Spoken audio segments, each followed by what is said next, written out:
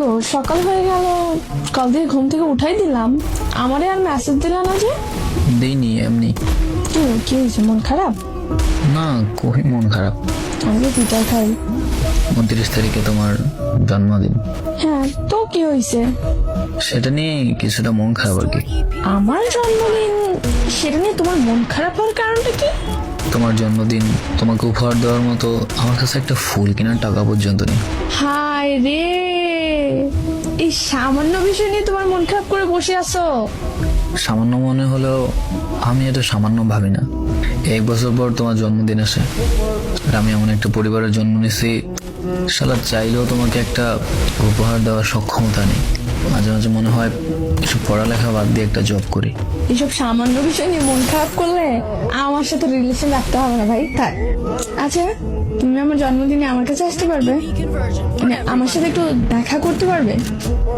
থাক, এই সব কিছু বাদ দাও, আমার জন্মদিনে শুধুমাত্র ভালোবাসা বলতে পারবে ভিডিও কলে? হ্যাঁ, সেটা তো অবশ্যই করতে পারবো।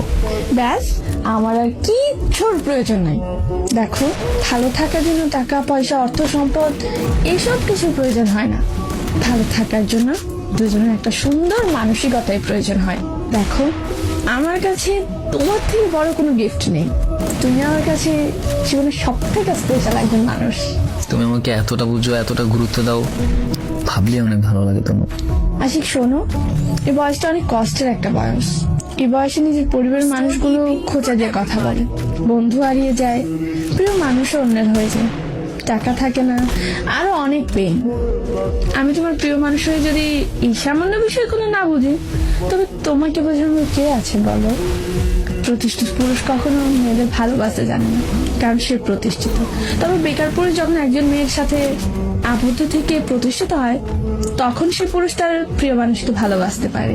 তাই তাকে প্রতিষ্ঠিত বানিয়ে তারপর বিয়ে করবো আমি, আর বাকি সময় তোমার জন্য অপেক্ষা করব। এত কিছু পরেও যদি বিয়ে না হয় আমাদের, কি করব? কি করব?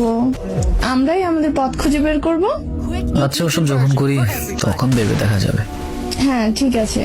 এসব উপহার গিফট এইসব নিয়ে মন খারাপ করো না কখনো, ওকে? আমি যেন আর কখনো এসব না দেখি। দেখলে তো বোঝোই তনুর বকা কত মজা। ঠিক আছে বাবা। আমার ছোট তামিমপুর পাঠাচ্ছি তোমার কাছে, স্কুলের কাছে থেকো, 1000 টাকা নিয়ে যাবে। টাকা দিচ্ছ কেন? আমার জন্মদিনে আর মাত্র 12 দিন বাকি আছে। তুমি এই কদিন চলবে না, বন্ধু বান্ধব নিয়ে হাঁটতে চলতেও তো কিছু খরচের ব্যাপার স্যাপার আছে। খরচ করবা, শেষ হলে আমারে বলবা। আমি হলাম তোমার পার্সোনাল ব্যাংক। আমারে আমার আব্বু দেয়, আমি আমার জামাইকে দিই, পরে আবার আমার জামাই আমার সব ফেরত দিয়ে দিবে, হইলো না?